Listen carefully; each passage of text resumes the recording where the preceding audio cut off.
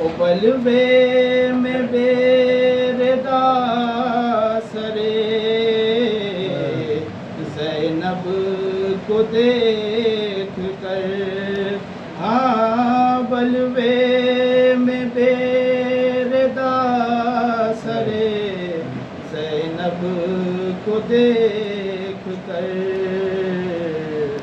اللہ جانے کیسے قیامت رکی رہی،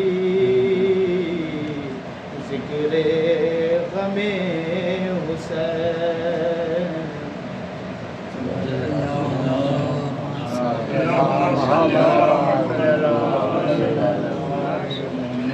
نعرہ صلوات اللہم صلی علی محمد وآل محمد۔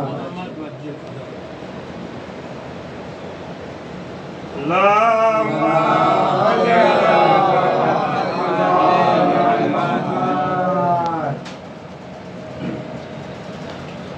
رحم اللہ من قرأ الفاتحہ۔ بسم اللہ الرحمن الرحیم۔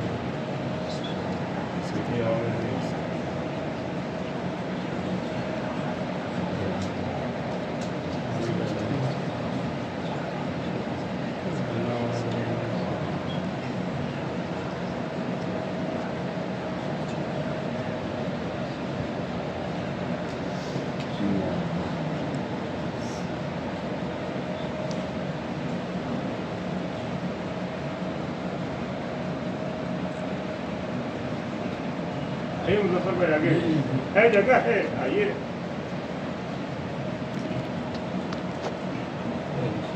لا حول ولا قوة إلا بالله العلي العظيم۔ أعوذ بالله من الشيطان الرجيم، بسم الله الرحمن الرحيم۔ الحمد لله رب العالمين الذي جعلنا من المتمسكين بولاية أمير المؤمنين وأولاده المعصومين المنتخبين المنتجبين، والصلاة والسلام على سيد الأنبياء والمرسلين وخاتم النبيين وطه وياسين، محبوب رب المغربين والمشرقين، جد الحسن والحسين، مولانا وسيدنا ونبينا وطبيب نفوسنا وشفيع ذنوبنا أبي القاسم محمد، اللہم صلی علی محمد وآل محمد، وآله الطيبين الطاهرين المعصومين المظلومين الذين أذهب الله عنهم الرجس وطهرهم تطهيرا۔ اللہم صلی علی محمد وآل محمد، لا سيما على بقية الله في أرضه روحه وأرواح العالمين لطوال مقدمه الفداء، ولعنة الله على أعدائهم وقتلتهم وغاصبي حقوقهم ومنكري فضائلهم ومصائبهم أجمعين من يوم عداوتهم إلى قيام يوم الدين، آمين يا رب العالمين۔ أما بعد، فقد قال الله سبحانه وتعالى في كتابه المجيد وفرقانه الحميد وقوله الحق، بسم الله الرحمن الرحيم، ولتكن منكم أمة يدعون إلى الخير ويأمرون بالمعروف وينهون عن المنكر وأولئك هم المفلحون۔ اللہم صلی علی محمد۔ عزیزان گرامی قدر اور معزز حاضرین کرام، جیسا کہ میں نے سورہ آل عمران کی آیت نمبر 104 کی تلاوت کی، اس پروردگار عالم نے ایک گروہ کے کامیاب ہونے کا اعلان کیا ہے، اور یہ بات فطری ہے کہ ہر انسان کامیابی تلاش کرتا ہے، کیونکہ قدرت نے فطرت انسان میں طلب کمال رکھا ہے، فطری طور پر انسان طالب کمال ہوتا ہے۔ جو انسان طالب کمال ہوتا ہے تو کہ انسان کے انسان ہونے کا تقاضا ہے کمال کی تلاش میں لگا رہے، اور جب تلاش کمال میں لگا رہے گا تو پھر کسی بھی مرحلے پہ پہنچ کر کے اکتفا نہیں ہے۔ ہم اگر یہ سوچیں کہ صاحب میں ایک عالم ہوں اور میں نے اتنا پڑھ لیا ہے کہ میں سے پڑھتا ہوں اور یہ کرتا ہوں ماتم کرتا ہوں عمداری کرتا ہوں، بس ٹھیک ہے، یہ کافی نہیں ہے۔ ابھی ہم منزل کمال کو نہیں پہنچے ہیں، ابھی کمال کی منزل بہت دور تک ہے۔ ہمیں اس کی سعی فہم کرتے رہنا چاہیے کہ وہ فطری تقاضا پورا ہو سکے۔ اور یاد رکھیں جس دن انسان نے کسی مرحلے پہ پہنچ کے صاحب بس ہم تو بہت ہو گئے، تو وہیں میں ترقی ختم ہو جاتی ہے آج، وہیں سے اس کے بڑھنے کے راستے بند ہو جاتے ہیں۔ کسی عالم صاحب میں نے بہت پڑھ لیا، وہ ختم، وہیں سے علم کا باب بند ہو جائے گا۔ کہ علم ایک بڑا گہرا سمندر ہے، کتنا پڑھتے رہیے منزل انتہا کو نہیں پہنچیں گے آپ صاحب، بس اب بہت ہو گئے ہیں۔ اور وہی کیفیت ہمارے درجہ ایمان کی بھی ہے۔ اگر ہم اور آپ سوچیں صاحب کہ ہم بہت بڑے والے مومن ہو گئے ہیں تو ہماری خام خیالی ہے، کیونکہ ابھی بڑے بڑے درجے اور سلمان و بزرگ و قمبر والے درجے بہت دور باقی ہیں، جہاں تک بہرحال ہماری رسائی بھی نہیں ہو سکتی ہے۔ تو گویا طلب کمال قدرت نے رکھا ہی تھا اسی لیے ہماری فطرت کے اندر کہ ہم کسی بھی مرحلے پہ پہنچ کر کے یہ نہ سمجھیں کہ صاحب بس ہم ہو گئے، ہم سے بڑا کوئی نہیں رہ گیا ہے، بلکہ ہمیں روز بروز منزل کمال کی طرف بڑھتے رہنا چاہیے۔ آسان جملوں میں کہہ دوں، پروردگار عالم نے اہل بیت اطہار کو اور اپنے معصوم نمائندوں کو بھیجا ہی اسی لیے تھا کہ ہم جیسوں کو منزل کمال دکھا دیں اور مرحلہ کمال تک پہنچائیں۔ اب کمال کی اگر انتہا دیکھنی ہے تو ان معصوم ہستیوں کو دیکھیے کہ جہاں کمال کی انتہا ہے، جب یہاں پر پہنچ کے کہتے صاحب کہ لو کشف للغطا لمزدت یقینا، تو جہاں منزل ان کی پہنچ کر کے ہو جائے سمجھیے کہ وہ حد کمال ہے، اور پھر وہاں سے اپنا آپ کو مقایسہ کیجئے، اپنے آپ کو تولیے اور اپنے آپ کو ناپیے، اور پھر دیکھیے کہ ہم کہاں ہیں، اندازہ ہو جائے گا ہم کتنی پستی پر ہیں۔ ایک بات آسان جملوں میں کہہ دوں، یہ روایتیں آپ نے سن رکھی ہیں کہ پروردگار عالم محشر میں میزان نصب کرے گا، اس پہ ہمارے اعمال تولے جائیں گے۔ میزان کیا ہوگا؟ ترازو ہوگا، نہ ترازو پر ہر شے نہیں تولی جاتی۔ اگر میں کہوں کہ جو آپ جس ترازو پہ آپ اپنا گیہوں چاول تول لیتے ہیں، اسی کی طرح گرمی کا ٹیمپریچر تول کے بتائیے کتنا ہے؟ کیا بات کریں مولوی صاحب، اس میں دو تولا جاتا ہے، اب پھر اس کے لیے پیمانہ دوسرا ہے جس سے گرمی کی حالت اور شدت کو میں بتائیں گا کتنے پارے میں معاملہ پہنچاتا ہوں۔ بدن کی گرمی کتنی ہے، موسم گرمی کتنی ہے، اسے ناپنے کے لیے آلات دوسرے رکھتے ہیں۔ میرے دل کی دھڑکن کتنی ہے، تول کے بتائیے صاحب، اچھا وہ والا وہی والا ٹیمپریچر لگا کے دکھ لیجیے، نہیں بتا پائیں گے آپ، یعنی اس کے لیے آلہ دوسرا رکھا گیا ہے۔ جس شے کو تولنا ہو اس کے لیے میزان اس کے اعتبار سے رکھی جاتی ہے۔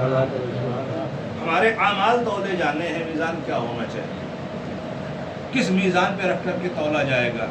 اور بڑے آرام سے آپ نے سنا ہوگا، ماشاءاللہ بڑے خطبہ نے بہت کر و فر کے ساتھ بیان کے ساتھ اس میزان کو علی کہتے ہیں۔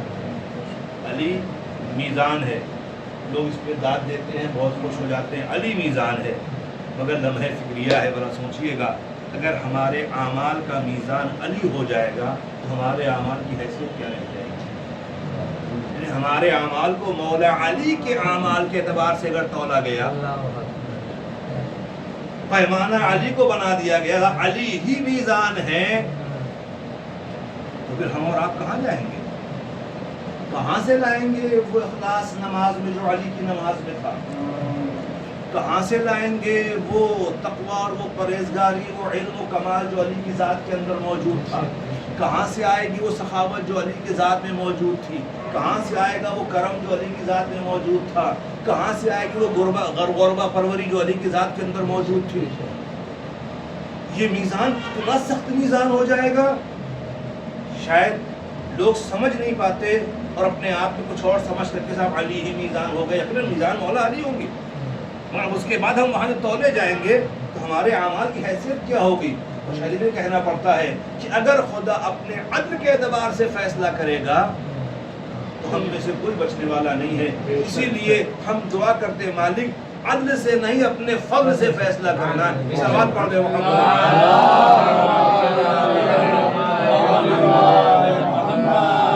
اپنے فضل سے فیصلہ کرنا, اپنے رحم و کرم کے ساتھ فیصلہ کرنا.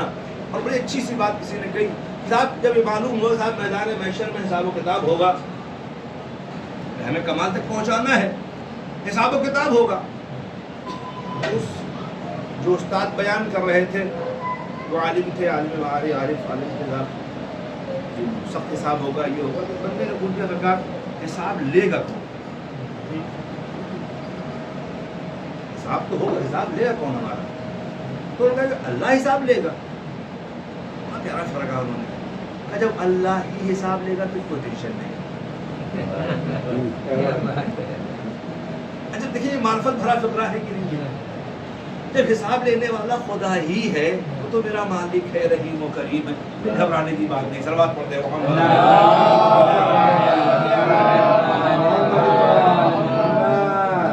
ابھی وہ اپنے عرفان کی بات ہے. حساب لینے والا میرا مالک ہی تو ہے نا, مسئلہ نہیں ہے. ہاتھ جوڑ لگے مالک غلطی ہو گئی ہے, خطاکار ہوں, اعتراف کر لوں گا. اس کے در سے دیکھیں کہ وہ یقین اور اعتماد ذات پروردگار پہ دیکھیں, وہ اطمینان دیکھے پروردگار کی ذات سے رحم و کرم کا.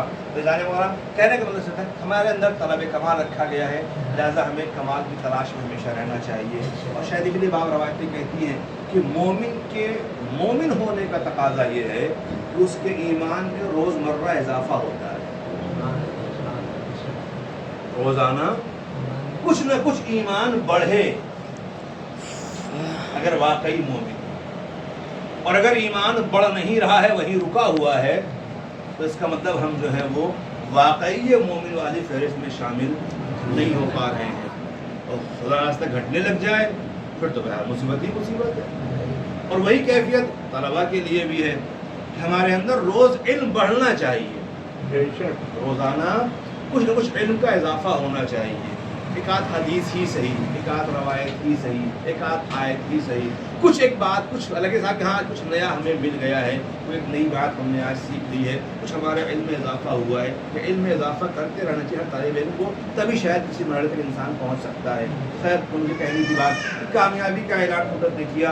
کامیاب کون ہے؟ وہ قوم کامیاب ہوگی جو خیر کی دعوت دیتی ہے. کامیاب گروہ کی پہلی پہچان میں نے عرض کیا تھا, خیر کی دعوت دینے والے قوم کامیاب ہوگی. کل کی بات انشاءاللہ آپ کے ذہنوں میں ہوگی کہ خیر کی دعوت میں ایک پہلو وہ تھا کہ جہاں حی علی خیر عمل کی آواز بلند ہوتی ہے اور ہر انسان عمل خیر طرف دوڑتا ہے, اور وہ عمل خیر ہی تو ہے جو بلایا جا رہا ہے. بلانے والا عمل خیر کی طرف بلا رہا ہے. اب دیکھنا ہے کون کون دوڑ کے جاتا ہے اور کون کون نہیں جاتا ہے. اب اس کے اندر خیر سے محبت ہوگی وہ بڑھ جائے گا, جسے خیر سے محبت نہیں ہوگی سنتا رہے گا, وقت گزر جائے گا. اس کے اپنے اپنے مقدر کی بات ہے. اور ظاہر سی بات ہے, بس آگے بڑھنا چاہوں گا. ایک عمل تھا, ایک روایت میں نے پڑھی جہاں بہتر یعنی خیر انسان کا تعارف پیش کیا گیا. نبی فرماتے ہیں خیرکم من اخرج الحرص عن قلبه وعصى هواه في طاعت ربه. تم میں اچھا انسان, خیر انسان, بہتر انسان وہ ہے جو اپنے اندر سے اپنے دل سے لالچ کو نکال دے. من اخرج الحرص عن قلبه, اپنے دل سے لالچ نکال دے.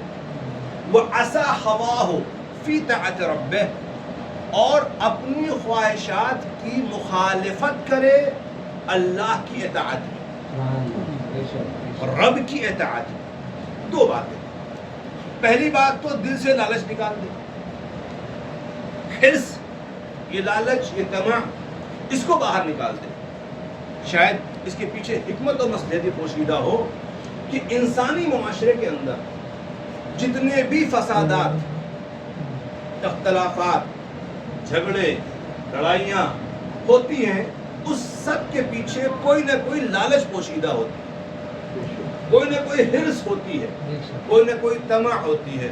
آپ غور کر کے دیکھیں کربلا کا سارا سانحہ جو کچھ ہوا, جو لوگ مولا حسین کے مقابل میں آئے, ان میں سے ہر ایک کو کسی نہ کسی شے کی لالچ تھی. کسی کو درہم و دینار کا لالچ, کسی کو حکومت کی لالچ، کسی کو منصب کی لالچ، ہر ایک کے پاس کوئی نہ کوئی سبب تھا. حکومت کی طرف سے لالچ دے کر کے ہی لوگوں کو بلایا گیا تھا. اور آپ ذرا غور فرمائیں، بالکل صاف سنا ہوا منظر ہے آپ کی نگاہوں میں کہ عمر سعد کو قتل امام پر آمادہ ہی کیا گیا رائے کی حکومت کی لالچ دے کر کے. ٹھیک ہے تم جاؤ، تمہیں رائے کی حکومت ملے گی. اب سوچیں آپ، یہ مسئلہ ایسا نہیں ہے کہ رائے کی حکومت کی بات کہتے ہی عمر فاضل تیار ہو گیا. روایت کہتی ہے کہ وہ پوری رات ٹہلتا رہا، بے چینی کے عالم میں رہا، کرے کیا؟ کاش میں کی بات پہنچا سکا. یہ بے چینی کس بات کی؟ ایک طرف تو ادھر نگد انعام ملنے کی بات ہو رہی ہے، بہت توجہ. ہمارے سامنے بیٹھا ہوا حاکم کہہ رہا ہے تم یہ کام کرو، تم کو حکومت دے دیں گے. حالانکہ قتل حسین جو ہے وہ بہرحال جرم ہے، گنہگار ہو جاؤں گا، جہنم میں جاؤں گا. اب اللہ جانے ذہن میں کس کشمکش میں تھا، شاید بات یہ رہی ہو اور جہنم کا وعدہ تو ادھار کا ہے، کس نے دیکھا ہے؟ جو ہوگا دیکھا جائے گا، بات کی بات ہے. یہ نگد مل رہا ہے تو اس کو لوگ باقی دیکھتے ہیں بعد میں. شاید یہ بات ذہن میں آئی ہو کہ یہ تو اس نے وعدہ کیا ہے، وعدہ کرنے والا میرے سامنے بیٹھا ہوا، یہ پروانہ دے رہا ہے، یہ سامنے حکومت ملنے والی ہے، یہ مسئلہ حل ہو جائے گا، فوراً ہاتھوں ہاتھ مل جائے گا. اور جو وہاں سزا والی بات ہو تو بات ہے پرانی بات ہے، پتہ نہیں مرنے کے بعد کیا ہوتا کس نے دیکھا. تو بس جو نگد مل رہا ہے اسے لے لو، باقی دیکھتے ہیں. عزیزان گرامی، آپ تک آواز پہنچ گئی ہو تو مجھے اس فکر کہہ لینے دیجیے. شاید آج بھی یہ فکر زندہ ہے، آج بھی یہ فکر زندہ ہے. ہمارے یہاں بھی بہت سے افراد سوچتے ہیں ہمارا جو مل رہا ہے فائدہ پہلے اس کو لو، باقی وہاں کیا ہوگا وہ بعد میں دیکھ لیا جائے گا. ابھی جو سامنے مل رہا ہے، ابھی یہاں والا جو ہے اس کو نپٹاؤ، یہاں جو فائدہ حاصل ہو رہا ہے اس کو لے کرو، وہاں جو ہوگا بعد میں دیکھ لیں گے. جو ملے کھاتے جاؤ، وہاں والی بات دیکھیں گے. یہ نگد مل رہا ہے. اگر فکر یہ ہمارے درمیان کام کر رہی ہے تو مجھے معاف کیجیے گا، لب پر یا حسین کہنے کے بعد بھی عمر سعد والی فکر میں اگر ہم جی رہے ہیں تو کب کے حسینی کبھی نہیں بن سکتے. اگر یا حسین کہہ کر کے کالا لباس پہن کر کے پرچم سیاہ لے کر کے فکر ہماری وہی ہے کہ جو نگد ملے وہ لیتے جاؤ، باقی وہاں کی بات تو ادھار میں ہے، تو اس کا مطلب ہم کچھ بھی ہو جائیں، اپنے آپ کو ظاہر کتنا بدل لیں اور سچے حسینی نہیں بن سکتے جب تک ہمارا اعتماد ادھر نہ ہو جائے. اور کہے گا ایک منظر تو یہ ہے کہ جسے نگد مل رہا تھا اس نے نگد کا فیصلہ کر لیا. بس یہی کیفیت ایک دوسرے انسان کی بھی اسی کربلا میں ہے. یہی بے چینی، یہی کشمکش، یہی رات بھر کی بے چینی، اس طرح وہی کربلا، وہی معرکہ. اس کے پاس نگد سب کچھ ہے، جو ملنے والا ہے وہ ظاہراً ادھار دکھ رہا ہے، مگر فکروں میں کتنا فرق ہے. اسے یقین ہے ان کے وعدے پر، اسے یقین تھا ان کے وعدے پر. جسے ان کے وعدے پر یقین تھا وہ ظاہر کی بنی بنائی ساری نگد دنیا ٹھکرا کر کے ادھر چلا آیا اور حر سے حر علیہ السلام ہو گیا. جسے یقین تھا اس کی باتوں پر وہ ادھر کی باتوں کو وعدہ سمجھ کر کے ادھر چلا گیا لینے کے لیے نگد مل جائے گا انعام. انجام کیا ہوا؟ لعنتی بھی ہوا، وہ حکومت بھی نہیں ملی. صلوات پڑھ دے محمد.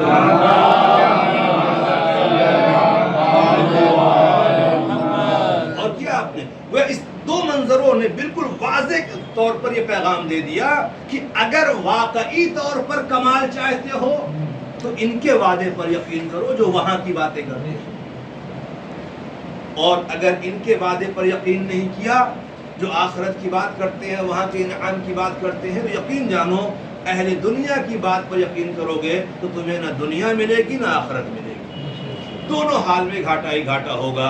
اب یہاں پر اپنے محاسبے کا موقع ہے کہ ہم خود اپنا محاسبہ کریں، اپنا حساب کریں کہ ہم کس پر یقین کرتے ہیں، ہم کن وعدوں پر بھروسہ کرتے ہیں. ہم آپ کے وعدوں پہ بھروسہ کر لیتے صاحب کہ ہاں ہم یہ دیں گے مولوی صاحب، یا ہم اس کے وعدے پہ بھروسہ کرتے ہیں؟ ہمیں کس کے وعدے پہ بھروسہ ہے؟ جن جن لوگوں کو اس کے وعدے پہ بھروسہ ہے وہ لاکھ دنیا ان کے پاس آ جائے مغرور نہیں ہوتے، کیا بات ہے بھائی، سبحان اللہ۔ ظالم نہیں بنتے، کسی کا حق نہیں چھینتے، لاکھ دنیا آ جائے بھروسہ اس کے وعدے پر ہے، پتہ ہے یہ سب وقتی ہے، اس کے بعد چلا جائے گا۔ مگر جنہیں اس کے وعدے پہ بھروسہ نہیں ہوتا ہے، اہل دنیا کی باتوں پہ اعتماد ہوتا ہے، وہ ذرا سا مال دنیا آ جائے وہ پیدا ہو جاتا ہے، تھوڑی سی طاقت مل جائے وہ ظالم ہو جاتے ہیں، ذرا سا شہرت مل جائے تو کیا پوچھنا ہے صاحب، پھر تو لگتا ہے کہ دنیا میں ان کے علاوہ ہے ہی نہیں ہے۔ منظر صرف اتنا سا ہے کہ شاید عمر بھر کربلا سننے کے بعد بھی ہم نے کربلا سے کوئی درس حاصل نہیں کیا ہے۔ یاد رکھیں یہ سارا مسئلہ کیا ہوا، اسی لالچ کی بنیاد پر، اسی حرص کی بنیاد پر۔ اتنا کہہ دوں لالچ دونوں طرف تھی، لالچ دونوں طرف تھی، اور فرق اتنا تھا ادھر مال دنیا کی لالچ تھی، ادھر آخرت کی لالچ تھی۔ ادھر حرص ہے تو طلب حق کی حرص ہے۔ شاید اس لیے کہا جاتا ہے کہ ہر حرص بری نہیں ہوتی ہے، یعنی کسی کو طلب علم کی حرص ہو جائے تو عیب نہیں ہے، وہ لالچ جس سے کمال پیدا ہو جائے وہ عیب نہیں ہے، اسے حاصل کرنا چاہیے۔ وہ فرق ہے کہ حریص دنیا ہلاک ہوتا ہے، حریص آخرت کامیاب ہوتا ہے۔ کیا بات ہے، سبحان اللہ۔ محمد وعلی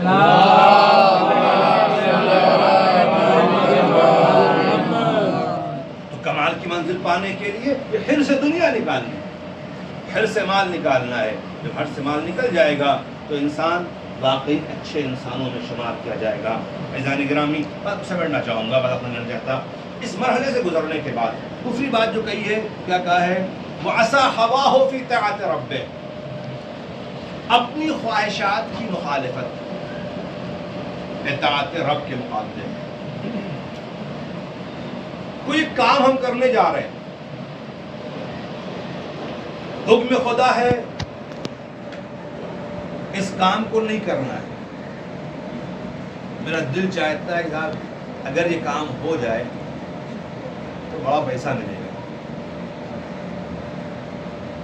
بڑی پراپرٹی ہاتھ لگ جائے گی۔ آسان فقہ میں کہہ دوں، موقع لگ گیا کسی ایک مجبور انسان کے پراپرٹی کے پیپر کو اپنے اعتبار سے سائن کرا لینے کا۔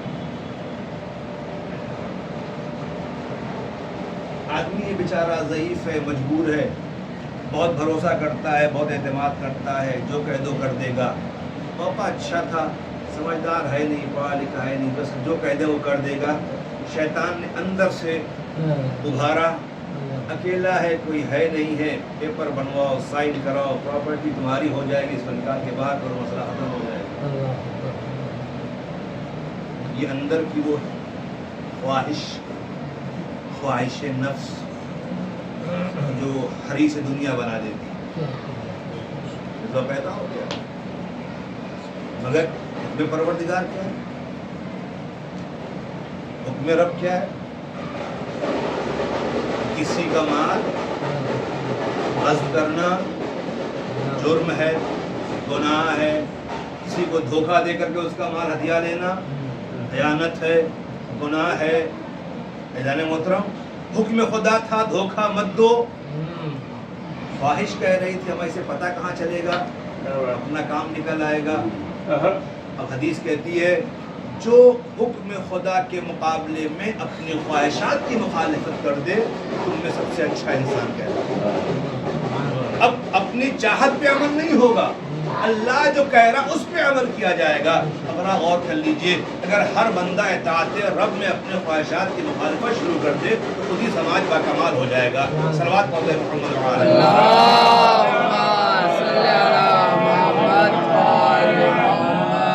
تو یہ خیر کی دعوت دینے والا گروہ کامیاب ہے۔ کاش اس دعوت پہ لبیک کہتے ہوئے ہمارا سماج بہترین انسانوں میں تبدیل ہو جائے، اپنے دلوں سے حرص کو نکال کر کے اطاعت پروردگار میں اپنی خواہشات کی مخالفت کی جائے۔ ظاہر سی بات ہے بہتر انسان سماج میں ہماری نگاہوں کے سامنے دکھائی دیں گے. آئیے کربلا کو دیکھیں تو اندازہ ہو جائے گا. شاید جتنے بھی افراد کربلا میں ساتھ میں آئے تھے ان کی کیفیت تو یہی تھی. یہ سب کے سب حریص آخرت تھے, حریص دنیا نہیں تھے. جتنے بھی آئے تھے ان میں سے کوئی بھی حریص دنیا نہیں تھا. سب اپنی اپنی دنیا ٹھکرا کر کے آئے تھے, ہمارے دنیا ترک کر کے آئے تھے. اپنا اپنا وطن, اپنا اپنا گھر, اپنے اپنے عزیز, سب کچھ, ساری محبتیں دنیا چھوڑ کر کے آئے تھے. اور سب کو صرف اس بات کی حرص تھی, مولا ہمیں آپ کے دفاع میں آپ کے ساتھ اپنی جان قربان کرنی.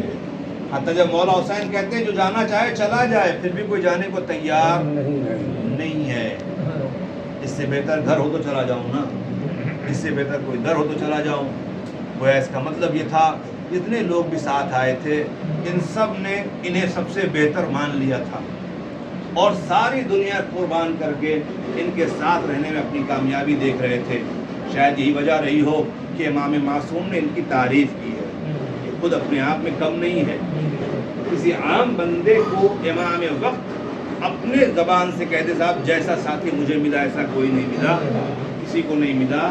حالانکہ میں بار بار جملہ کہتا ہوں, اس میں جون جیسا غلام بھی شامل ہے, ترکی غلام بھی شامل ہے, وہ حبیب کا غلام بھی شامل ہے. ایسے بہت سے غلام شامل ہیں جنہیں انسانی معاشرے میں صحیح سے سر اٹھا کے جینے کا حق بھی نہیں تھا. غلام کی کیا حیثیت تھی عربی سماج کے اندر, کوئی وقت نہیں تھی, کوئی قدر و قیمت نہیں تھی. ایسے افراد بھی امام حسین کے ساتھ آ کر کے انہوں نے اپنی جانیں قربان کر کے بتا دیا کہ دیکھو جس کی کوئی قدر کہیں نہ ہوتی ہو نا, وہ در حسین پہ چلا آئے, حسینی ہو جائے, صاحب قدر و منزلت بن جاتا ہے, صاحب عظمت ہو جاتا ہے. غلام تھے, حقیر سمجھے جاتے تھے, اور جب اس دروازے پہ آ گئے, یہاں کے اپنی جانیں قربان کی, اب اتنے محترم ہو گئے کہ معصوم ائمہ نے انہیں سلام کہا ہے, نبیوں نے آ کر کے انہیں سلام کیا ہے. آج بڑے بڑے علماء مراجع مومنین جا کے انہیں سلام کرتے ہیں. کیوں؟ ان لوگوں نے اپنی جانیں قربان کر دی امام کی رعیت میں. ہاں عزیزو, یہ سلسلہ عزا چلتا رہے گا. اور آج دوسری محرم ہو گئی.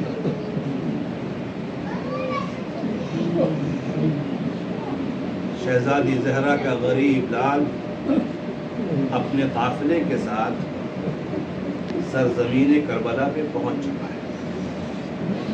اپنی عزیزوں میں کہوں, حسین اپنی قدگاہ میں آ گئے, حسین مقتل تک پہنچ گئے. اہل مقتل نے لکھا ہے قافلہ حسینی چلتے چلتے ایک سرزمین پہ پہنچا. اس زمین پر پہنچا, حسین کی سواری نے اپنے قدم روک لیے.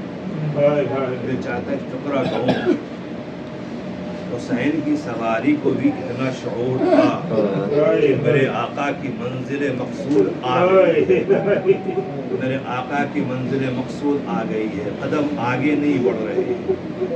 بعض اہل مقاصد نے لکھا امام حسین نے سواریاں تبدیل کی, ایک کے بعد دوسرے گھوڑے پر, دوسرے کے بعد تیسرے گھوڑے پر. یہ ہر ایک گھوڑے پر حسین بدل بدل کر بیٹھتے رہے, کسی نے قدم آگے نہ بڑھایا.